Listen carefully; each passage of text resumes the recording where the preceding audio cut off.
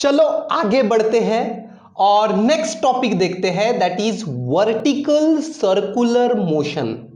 Circular motion ही है लेकिन वर्टिकल प्लेन में, है ना। मतलब जैसे मान के चलो किसी धागे से आपने कोई चीज को बांध के रखा और उसको ऐसे ऐसे गोल गोल गोल गोल घुमा रहे, ऊपर से नीचे लाइक दिस, है ना, वर्टिकल प्लेन में लाइक दिस। तो इसको बोलेंगे हम लोग वर्टिकल सर्कुलर मोशन। या फिर जैसे अपन आकाश पाळणा जिसको बोलते है ना, आकाश पाळणा ज्याला म्हणतात, वरून खाली असं वर येते, तो वो हो गया वर्टिकल सर्कुलर मोशन। तो सर्कुलर मोशन ही है लेकिन वर्टिकल प्लेन में, ठीक है ना। तो ये जो वर्टिकल सर्कुलर मोशन है ना, इसमें क्या करेंगे हम लोग, एक कोई तो भी चीज जिसका मास है m, है ना, वो धागे से बांध के रखेंगे, है ना। ये स्ट्रिंग है, ये स्ट्रिंग से बांधा हुआ है ये चीज, और इसको हम लोग वर्टिकल सर्कुलर मोशन में रिवॉल्व कर रहे हैं। अभी मैंने एक लड़का दिखाया दिखाते हुए, लेकिन अज्यूम करो कि किसी चीज को बांध के रखा है वो, और ऐसे वर्टिकल सर्कुलर मोशन परफॉर्म कर रहा है, ठीक है। अभी सबसे इंपॉर्टेंट चीज, वर्टिकल सर्कुलर मोशन, ये सर्कुलर मोशन है ऑफ कोर्स, क्योंकि अलोंग द सर्कल हो रहा है, लेकिन ये यूनिफॉर्म सर्कुलर मोशन नहीं है। Vertical circular motion is not UCM. UCM मतलब uniform circular motion. Uniform circular motion किसको बोलते हैं? यूनिफॉर्म सर्कुलर मोशन मतलब जहां पे जो सर्कुलर मोशन परफॉर्म कर रही है वो चीज, उसकी स्पीड हर जगह पे कांस्टेंट होना चाहिए, बराबर है कि ना, यूनिफॉर्म स्पीड, कांस्टेंट स्पीड। लेकिन ये जब हम लोग वर्टिकल सर्कुलर मोशन परफॉर्म करते हैं तो इसकी स्पीड कांस्टेंट नहीं रह सकती। क्यों नहीं रह सकती कांस्टेंट? क्योंकि वर्टिकल मोशन परफॉर्म कर रहा है। अभी वर्टिकल मोशन में ग्रेविटी का भी रोल आएगा, है ना, एक्सेलरेशन ड्यू टू ग्रेविटी, है ना, ग्रेविटी हमेशा डाउनवर्ड डायरेक्शन में रहती है। तो जब ये चीज नीचे से ऊपर जाते रहेगी तो उसकी स्पीड कम रहेगी, क्योंकि उसको ऊपर जाना है अपोजिट टू ग्रेविटी। और जब ये चीज नीचे से ऊपर आएगी तब उसकी स्पीड ज्यादा रहेगी, क्योंकि ग्रेविटी नीचे के डायरेक्शन में उसके साथ साथ आएगी। तो जब ये वर्टिकल सर्कुलर मोशन परफॉर्म करने वाली चीज नीचे से ऊपर आती है तब उसकी स्पीड कम रहती है, और जब ऊपर से नीचे जाती है तब उसकी स्पीड ज्यादा रहती है। क्यों? क्योंकि बिकॉज ऑफ ग्रेविटी, अर्थ के ग्रेविटी की वजह से, बराबर है ना। तो स्पीड है क्या कांस्टेंट? स्पीड कांस्टेंट नहीं है। स्पीड कांस्टेंट नहीं है मतलब हर एक पॉइंट पे स्पीड अलग अलग है, मतलब ये यूनिफॉर्म सर्कुलर मोशन नहीं है। सर्कुलर मोशन है लेकिन यूनिफॉर्म सर्कुलर मोशन नहीं है। तो ये एक बार एमसीक्यू आया था, VCM vertical circular motion is uniform circular motion, true और फॉल्स, ठीक है। ओके, तो यूनिफॉर्म सर्कुलर मोशन नहीं है ये। वर्टिकल सर्कुलर मोशन के बारे में और एक चीज देखो, तो हमको क्या करना है बेसिकली, इसका डेरिवेशन हमको ये करना है कि ये जो चीज है वर्टिकल सर्कुलर मोशन परफॉर्म कर रही है, उसकी minimum required speed, minimum speed at the highest point, eight the lowest point and at the middle point, दोनों में से कोई भी एक मिडल पॉइंट, ठीक है ना। तो हमको क्या चीज का डेरिवेशन करना है? The minimum speed of this object performing vertical circular motion eight the highest point, lowest point and at the middle point. अभी मिनिमम स्पीड क्यों बोल रहा हूं मैं, है ना, देखो एक सिंपल आप भी अनुभव कर सकते हैं। किसी धागे से आपने किसी चीज को, बॉल को वगैरह बांधे और जोर जोर से ऐसा गोल गोल घुमा रहे वर्टिकल सर्कुलर मोशन में, ठीक है ना, तो वो चीज वर्टिकल सर्कुलर मोशन परफॉर्म कर रही। बहुत जोर से घुमाओगे तो धागा टूट सकता है ना, तो वो जाने दो, बहुत जोर से वाली चीज। लेकिन मान के चलो अभी घुमाते घुमाते आपने उसकी स्पीड कम कर दी है, धीरे से घुमा रहे, ठीक है ना, तो इतना धीरे धीरे से घुमा रहे कि एक पर्टिकुलर वेलोसिटी अगर उसके नीचे आ गई तो क्या हो सकता है, ये जो चीज आप गोल गोल घुमा रहे हैं ना, उसकी अगर एक मिनिमम स्पीड के ऊपर आपने स्पीड नहीं रखे, बहुत ही धीमे घुमाए उसको, तो यहां से ये चीज, है ना, पूरा सर्कल परफॉर्म किए बिना ही ऊपर के पॉइंट से ऐसे यहां से ये नीचे गिर जाएगी, पूरा सर्कल परफॉर्म नहीं करेगी। आपने भी ऑब्जर्व किया होगा कि अगर उसको सफिशिएंटली तेजी से घुमाएंगे नहीं, उसमें उतनी वेलोसिटी अगर नहीं रही, तो ऐसा ऊपर जाने के बाद वो चीज फट से नीचे आ सकती है ना। तो ये वर्टिकल सर्कुलर मोशन परफॉर्म करने के लिए हमेशा इसकी स्पीड सर्टन मिनिमम स्पीड से जाना होनी चाहिए, एक मिनिमम स्पीड होनी चाहिए सो दैट ये सर्कल जस्ट कंप्लीट कर सके, है ना। ये टॉप के पॉइंट पे आके यहां पे नीचे ना गिरे। अभी टॉप पे पॉइंट के आके क्यों नीचे गिर जाता है चीज, क्योंकि टॉप के पॉइंट पे टेंशन हो जाता है जीरो। ये जो स्ट्रिंग में है ना, ये जो स्ट्रिंग से बांधा हुआ है हमने, धागे से जो बांधा हुआ है, उसमें टेंशन ही नहीं रहेगा, तो वो चीज तो नीचे गिरनी है, बराबर सर्कल थोड़ी बनेगा। अगर ये बराबर परफेक्ट सर्कल चाहिए तो ये स्ट्रिंग का टेंशन, ये धागे का टेंशन बराबर बना हुआ रहना चाहिए, मतलब उतनी स्पीड के साथ वो घूमते रहना चाहिए। वो सर्टन स्पीड से अगर कम हुआ, एक सर्टन मिनिमम स्पीड है ना, उस स्पीड के ऊपर उसकी स्पीड चाहिए, तब जाके ये बराबर धागे में टेंशन बना रहेगा और परफेक्ट सर्कल बनेगा। लेकिन अगर इसकी स्पीड उतनी मिनिमम नहीं है ना, मिनिमम स्पीड से कम है, ठीक है, उतनी स्पीड से नहीं घूम रहा है ये गोल गोल, तो फिर ये ऊपर के पॉइंट पे आने के बाद यहां पे धागे का टेंशन जीरो हो जाता है, धागे में टेंशन ही नहीं रहता, तनाव ही नहीं रहता, तो तनाव ही नहीं रहेगा तो ये ऊपर जाके नीचे गिरने ही वाला है, ठीक है ना। तो हमको वर्टिकल सर्कुलर मोशन में एक चीज पता चल गई कि एट द हाईएस्ट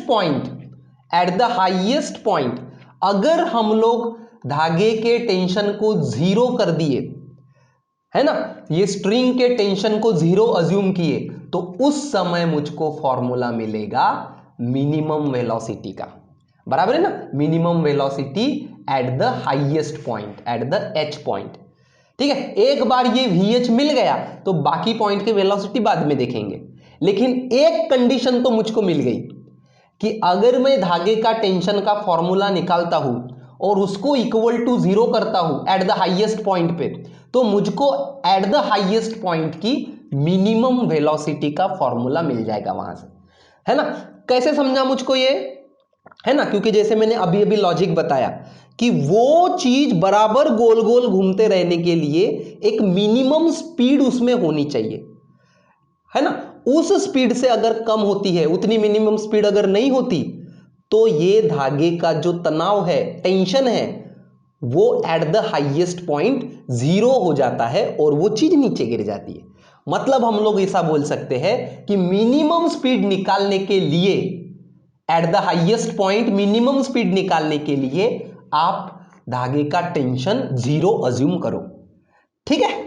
तो चलो आगे बढ़ते हैं। इतना तो समझ में आ गया कि ये है मेरा हाईएस्ट पॉइंट, ये है मेरा लोएस्ट पॉइंट और ये है मेरे मिडल पॉइंट, तो तीन, है ना, M और N दोनों में से कोई भी एक, तो तीन पॉइंट की मिनिमम वेलोसिटी निकालनी है। सबसे पहले मैं हाईएस्ट पॉइंट की निकालूंगा, ठीक है ना, हाईएस्ट पॉइंट की वेलोसिटी निकालूंगा, क्योंकि मुझको एक कंडीशन पता है, eight the highest point the minimum speed at the highest, सभी तीनों चारों जगह पे मिनिमम स्पीड ही रहेगी ना, VH भी मिनिमम स्पीड ही होगी, VL भी मिनिमम ही होगी, है ना, वो मिनिमम स्पीड सो दैट वो सर्कल कंप्लीट हो सके, तो मिनिमम स्पीड ही रहेगी हर पॉइंट पे।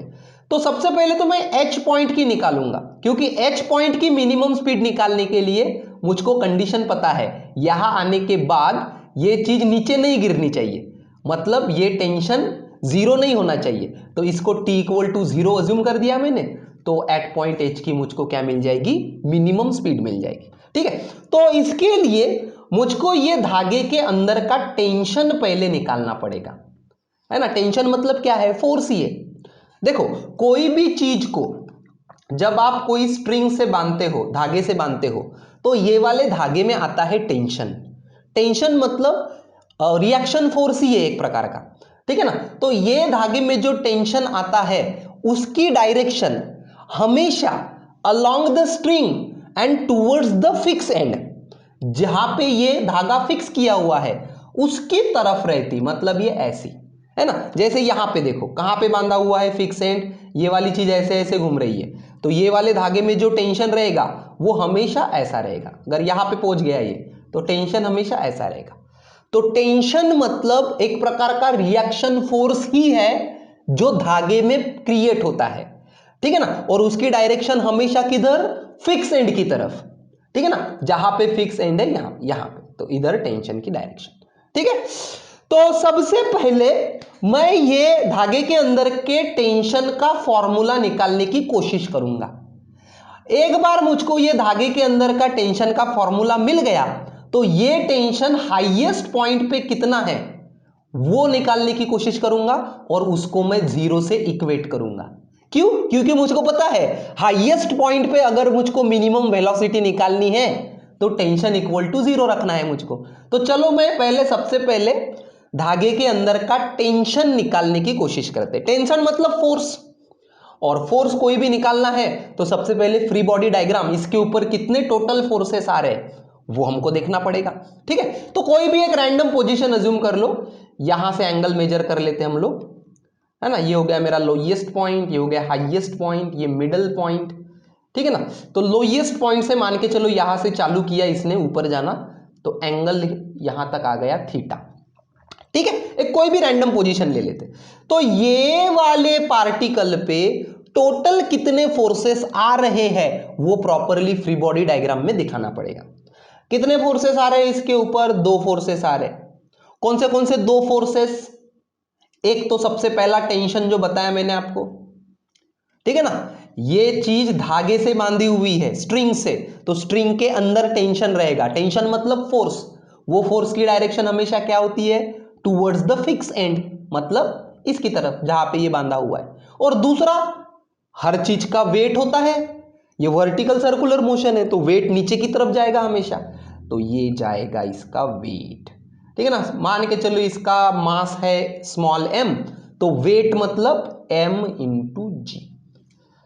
तो दो फोर्सेस आ रहे हैं इसके ऊपर, एक टेंशन T और दूसरा mg। अभी आपको पता है पुराने डेरिवेशंस के हिसाब से कि जब भी सर्कुलर मोशन के डेरिवेशन हम लोग करते हैं तो हम लोग ये ढूंढने की कोशिश करते कि सेंटर की तरफ कितना नेट फोर्स आ रहा है। क्यों? क्योंकि हमको सेंटर की तरफ जाने वाला फोर्स मिल गया, मतलब वो कौन सा फोर्स हो जाता है? Centripetal force. और सेंट्रीपेटल के फोर्स के फॉर्मूले में मेरी वेलोसिटी आ जाती है, तो वेलोसिटी का फॉर्मूला निकालने में फिर आसानी हो जाती है। बराबर है कि नहीं? तो इतने डेरिवेशंस जो अभी तक हमने किए, हमारा एम रहता है कि सेंटर की तरफ जाने वाला फोर्स निकाले। तो इसके लिए पहले इनका बराबर से कंपोनेंट्स निकालने होंगे, ठीक है ना, क्योंकि टेंशन तो जा रहा है सेंटर की तरफ लेकिन ये mg ऐसे नीचे की तरफ जा रहा है। तो चलो इस mg को हम लोग दो कंपोनेंट्स में डिवाइड कर देते हैं, ठीक है ना। एक अलोंग द रेडियस, मतलब ये टेंशन वाली लाइन, ये वाली, ठीक, ये जो लाइन है रेडियस वाली, जिस लाइन के अलोंग ये स्ट्रिंग के अलोंग, उसी स्ट्रिंग के लाइन को मैं एक्सटेंड कर रहा हूं क्योंकि मुझको फोर्स उसी लाइन के अलोंग चाहिए, है ना। सेंट्रीपेटल फोर्स कैसा है? Along the radius towards the centre, यहां पे रेडियस मतलब ये धागा, ठीक है, और एक हो जाएगी परपेंडिकुलर टू दिस। ओके, तो इस mg को मैं दो कंपोनेंट्स में डिवाइड कर देता हूं, along this line and along this line. ठीक है, तो चलो मैं क्या बोल सकता हूं, ये एंगल थीटा है करके, है ना। ये अगर थीटा है तो this angle is also theta. कैसे? ये वाली लाइन और ये वाली लाइन पैरेलल है और ये वाली हो गई ट्रांसवर्स, तो कौन से एंगल्स हो गए? ये एंगल्स हो गए करस्पॉन्डिंग एंगल्स, है कि नहीं। ये ऐसे अगर रहे तो कौन से एंगल्स बोलते हैं इनको? Corresponding angles. ठीक है, तो चलो इस mg के दो कंपोनेंट्स लिख डालो। थीटा को लग के रहेगा mg cos theta, okay, mg cos theta, और परपेंडिकुलर में रहेगा mg sin थीटा। कोई भी वेक्टर के दो components along theta and perpendicular to theta. Okay, तो अभी देखो net force acting towards the centre, मतलब सेंटर की तरफ जाने वाला फोर्स कितना मिल रहा है मुझको? ठीक, सेंटर की तरफ मतलब ये वाले सेंटर की तरफ, पॉइंट O की तरफ, अलोंग द रेडियस मतलब इधर जाने वाला फोर्स चाहिए, इधर जाने वाला। ठीक, तो अगर मैं ये चेक करता हूं तो देखो इधर जा रहा है टेंशन T और इधर जा रहा है mg cos थीटा। दो फोर्सेस है, एक इधर जा रहा है T और एक अपोजिट डायरेक्शन में जा रहा है mg cos थीटा। तो मुझको सेंटर की तरफ जाने वाला मतलब T की डायरेक्शन में जाने वाला फोर्स चाहिए, तो नेट फोर्स कितना हो जाएगा T की डायरेक्शन में जाने वाला? T minus mg cos theta. सही लिखा मैंने। अगर दो फोर्सेस है, अपोजिट है, इधर जा रहा है 20 न्यूटन, इधर जा रहा है 10 न्यूटन, तो कितना हो गया नेट फोर्स? 20 माइनस 10।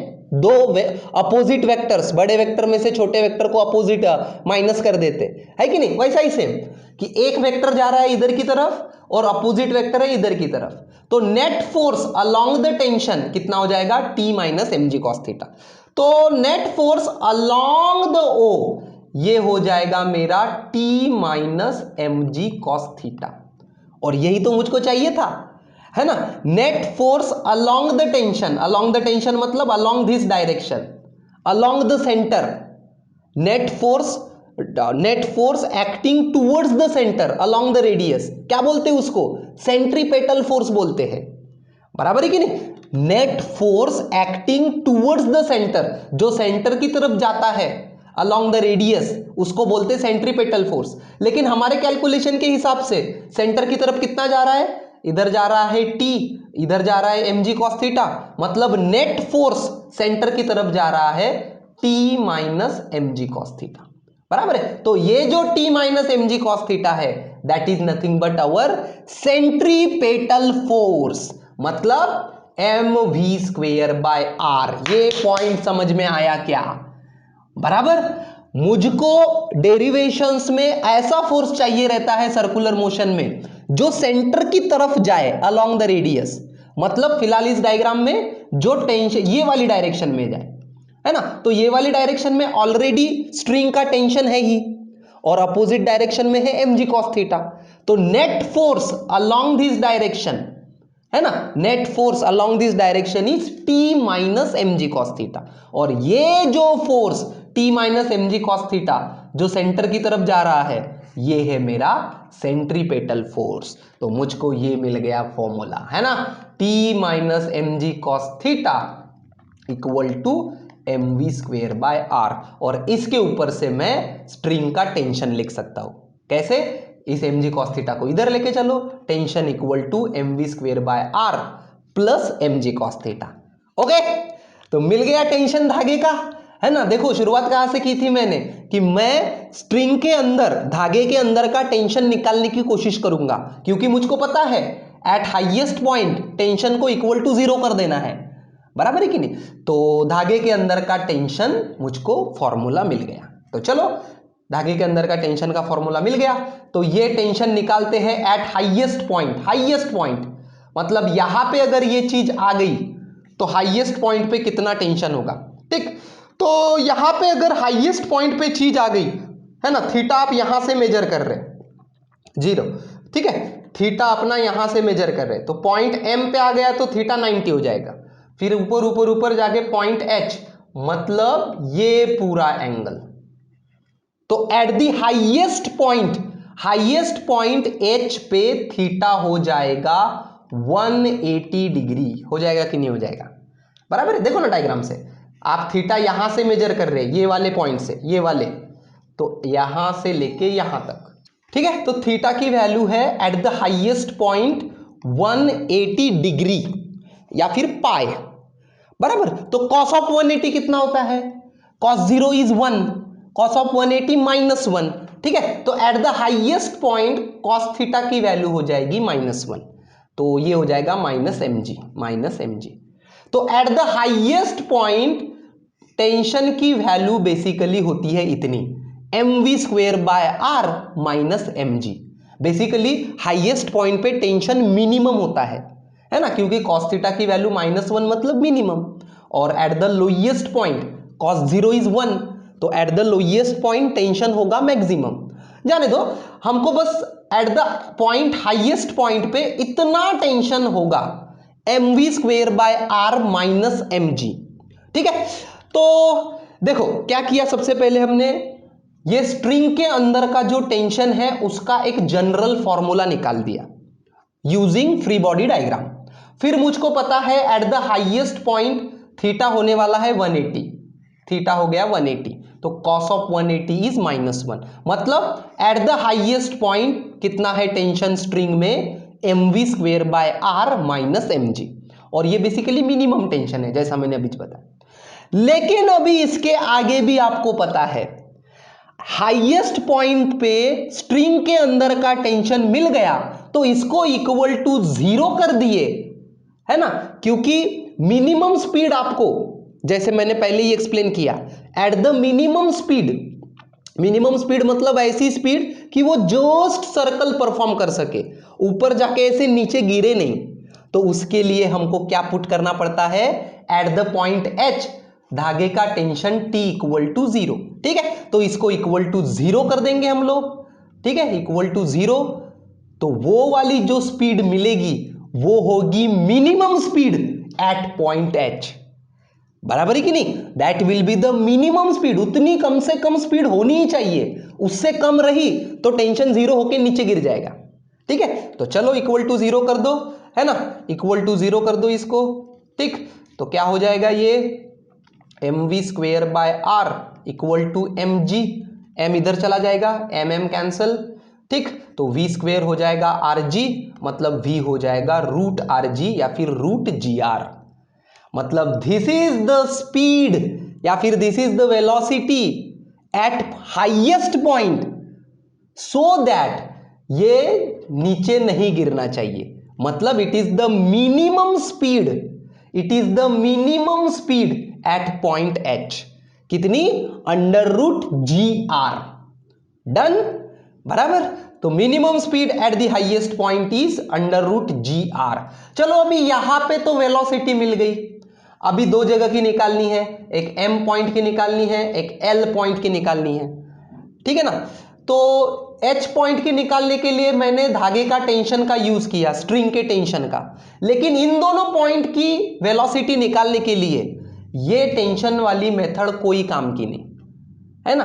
ये जो टेंशन है ये सिर्फ H के पॉइंट के लिए ठीक था, क्योंकि मुझको पहले से ही पता था कि मिनिमम स्पीड निकालनी है तो धागे का टेंशन हाईएस्ट पॉइंट पे 0 होता है, लोएस्ट पॉइंट पे टेंशन कितना होता है पता है क्या आपको, या फिर ये मिडल पॉइंट पे धागे का टेंशन कितना होगा पता है क्या आपको, है ना। बाकी कोई भी पॉइंट पे धागे के अंदर का टेंशन कितना होगा ये नहीं पता, सिर्फ उसका फॉर्मूला आप इतना है करके बोल सकते, लेकिन 0 है, इतना है, ऐसा नहीं बोल सकते।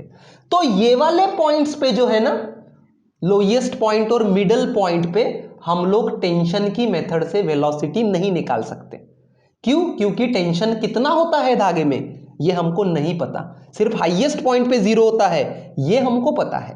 ठीक है, तो कौन सी मेथड से निकालेंगे फिर, है ना, टेंशन वाली मेथड नहीं, तो हम लोग निकालेंगे law of conservation of energy की मेथड, है ना। कोई भी चीज जो है, law of conservation of energy पता है आपको, energy can not be created nor be destroyed, बराबर।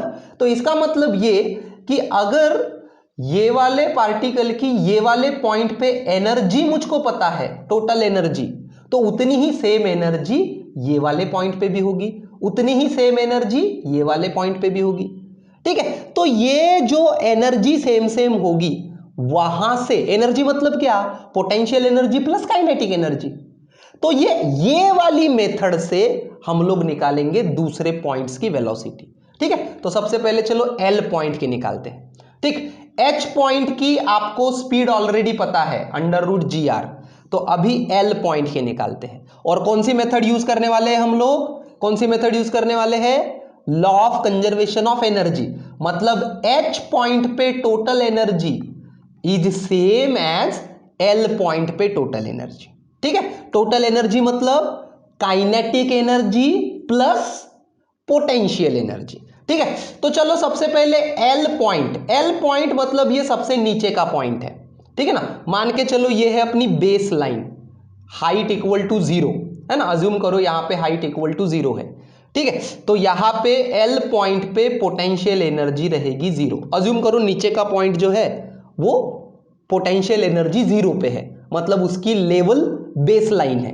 ठीक है, और अज्यूम करो पोटेंशियल एनर्जी 0 लोएस्ट पॉइंट पे, और L पॉइंट की वेलोसिटी अज्यूम करो L है, VL, तो काइनेटिक एनर्जी कितनी हो जाएगी, काइनेटिक एनर्जी हो जाएगी हाफ ऑफ mvL², बराबर है, और पोटेंशियल एनर्जी हो जाएगी 0, मतलब L पॉइंट पे टोटल एनर्जी हो जाएगी हाफ mvL², बराबर।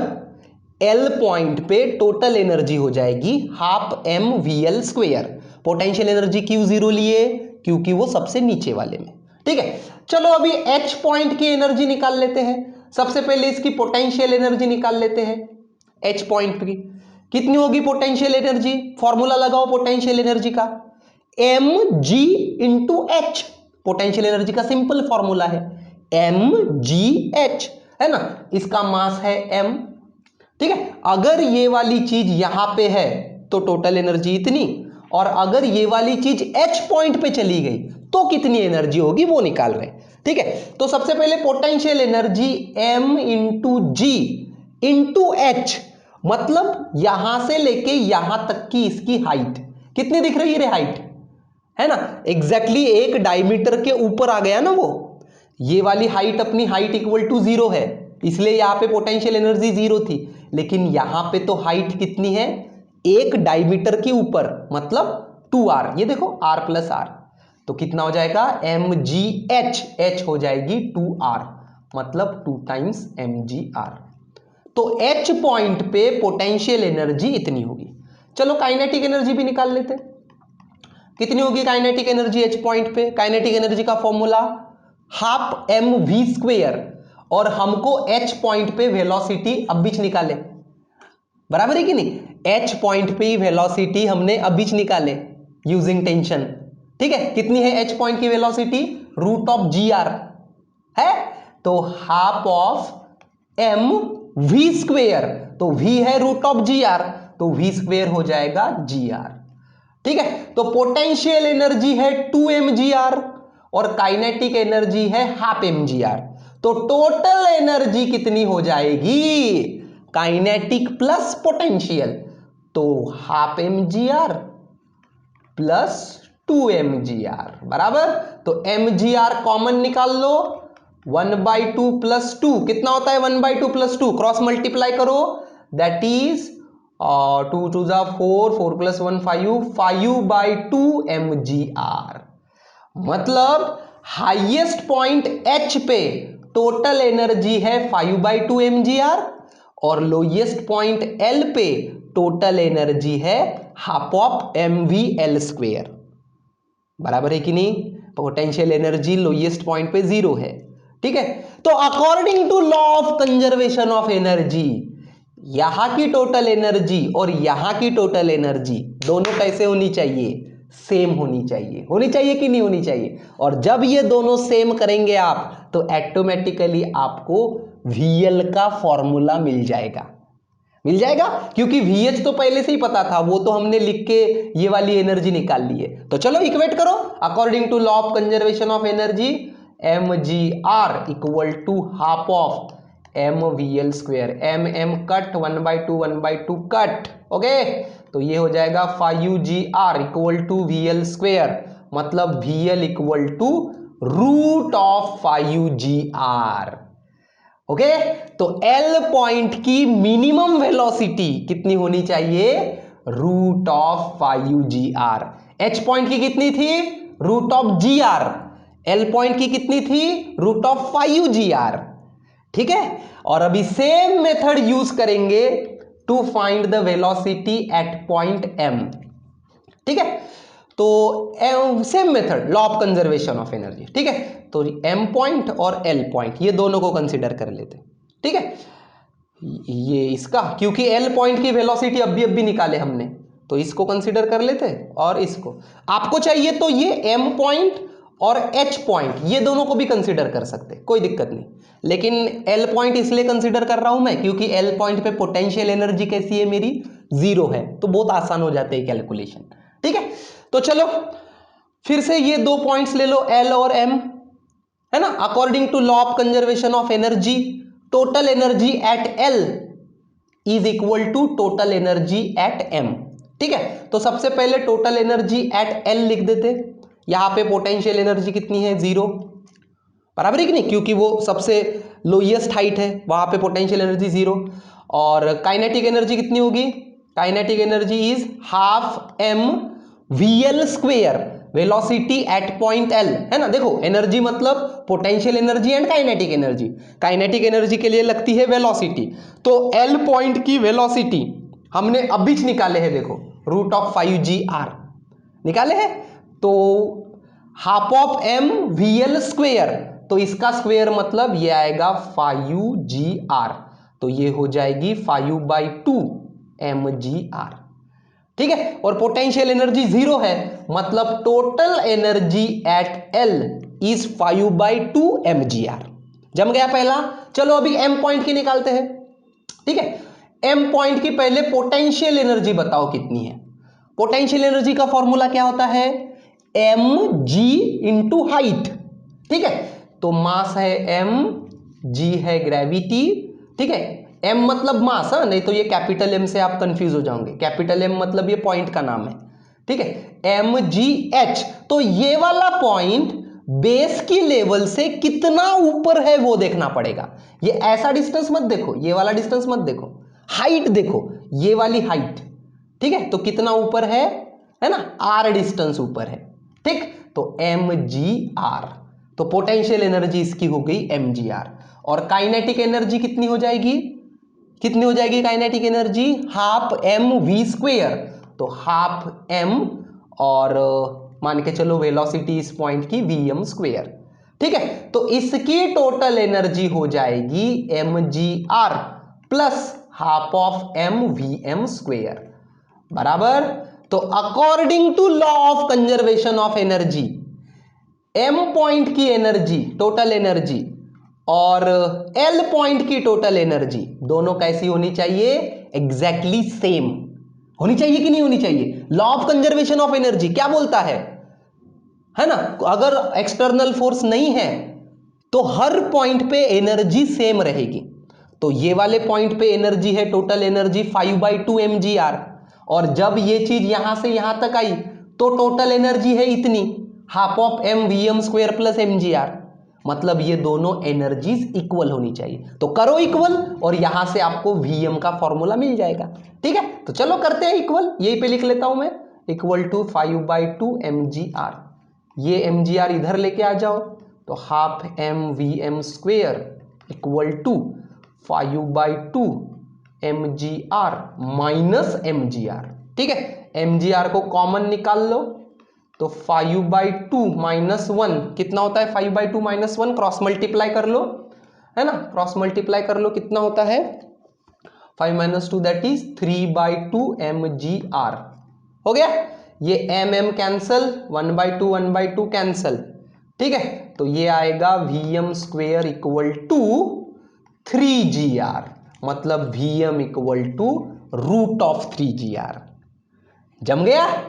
तो तीनों पॉइंट की वेलोसिटी हमने निकाल के दिखाए, ये पॉइंट की वेलोसिटी मतलब ये सेम, ठीक है। तो वर्टिकल सर्कुलर मोशन में हाईएस्ट पॉइंट पे वेलोसिटी कितनी है, root of gr। Lowest point पे कितनी लगेगी मिनिमम, रूट ऑफ 5gr।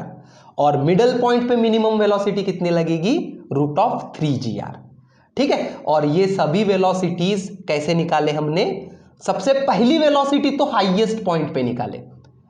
क्या कंसेप्ट यूज किए कि हाईएस्ट पॉइंट पे हमने धागे का टेंशन 0 अज्यूम कर लिया, है ना, क्योंकि अगर वो पूरा परफेक्ट सर्कल बनना चाहिए तो धागे में टेंशन ऊपर के पॉइंट पे भी बराबर बने रहना चाहिए। लेकिन अगर धागे का टेंशन ही 0 हो गया तो वो नीचे गिर जाएगा, मतलब उतनी स्पीड हो जाएगी मिनिमम।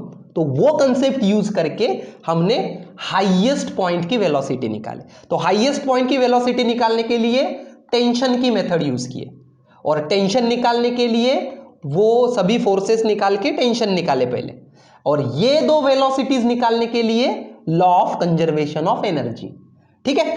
तो highest point root gr, lowest point root 5gr, middle point root 3gr, ठीक है ना। इसको याद रखने का एकदम सिंपल तरीका है, कैसे बताओ क्या, हाईएस्ट पे लिखना 1, मिडल पे लिखना 3 और नीचे लिखना 5, 1 3 5, 2 छोड़ दो 4 छोड़ दो, बराबर है 1 3 5। बोलो मेरे साथ फिर से एक बार, 1 3 5, बराबर है। 1 मतलब 1gr, 3 मतलब 3gr और 5 मतलब 5gr, simple. 1gr 3gr 5gr, 1 3 5 1 3 5, ऐसा याद रखना, ठीक है। ठीक है, तो चलो एक क्वेश्चन सॉल्व कर लेते हैं इसके ऊपर। इन अ सर्कस, देखो सर्कस की फोटो दिखाई है मैंने आपको। In a circus motorcyclist having 50 kg, मतलब मास दिया है 50 kg, moves in a spherical cage. Spherical cage मतलब देखो ये दिखने में ऐसा रहता है और इसके अंदर वो गाड़ी चलाते हैं, है ना। अपने इधर मौत का कुआं रहता है वैसा नहीं, वो कैसे ऐसे गोल गोल चलाते हैं, ठीक है ना। वो उसको बोलते हैं wall of well of depth, है ना। और इसको बोलते हैं स्पेरिकल केज, ठीक है। तो यहां पे ना ये ऐसे पूरे वर्टिकल सर्कल में, पूरा वर्टिकल सर्कुलर मोशन, ये ऐसे गाड़ी चलाते हैं एकदम ऐसे, बराबर है। तो ये वाले स्पेरिकल केज में जिसकी रेडियस है 3, मतलब ये वर्टिकल सर्कुलर मोशन की रेडियस है 3, और आपको पूछा है calculate the least velocity with which he must pass the highest point, मतलब हाईएस्ट पॉइंट पे मिनिमम वेलोसिटी कितनी होनी चाहिए। और अब बीच फॉर्मूला निकाले हमने, ये वर्टिकल सर्कुलर मोशन है स्पेरिकल केज मतलब, है कि नहीं। ये मोटरसाइकिल है जो चलाने वाला अंदर, वो ऐसे वर्टिकल सर्कुलर मोशन में चलाता है ऐसे, इसीलिए तो उसको मौत का खेल बोलते हैं ना, है ना। और नीचे जाके भी वो गिरता नहीं है। तो क्वेश्चन में पूछा है कि नीचे जाके भी वो गिरना नहीं चाहिए, तो उसके लिए कितनी स्पीड होनी चाहिए। तो वर्टिकल सर्कुलर मोशन का कॉन्सेप्ट, नीचे जाके भी बॉल नीचे गिरनी नहीं चाहिए, तो उसके लिए कितनी स्पीड लगेगी, √g(r), बराबर है। मास की कोई आवश्यकता नहीं, जी आपको पता है, रेडियस दी है, सिंपल, जी की वैल्यू रखो √9.8, है ना, इंटू r इज 3, और इसका अंडर रूट लो, ठीक है। तो कितना हो जाएगा 5.42। ये सॉल्व करना पड़ेगा आपको, लॉग बुक या फिर ऐसे भी कर सकते हैं, ठीक है। तो ये पेज नंबर्स आप पढ़ लेना।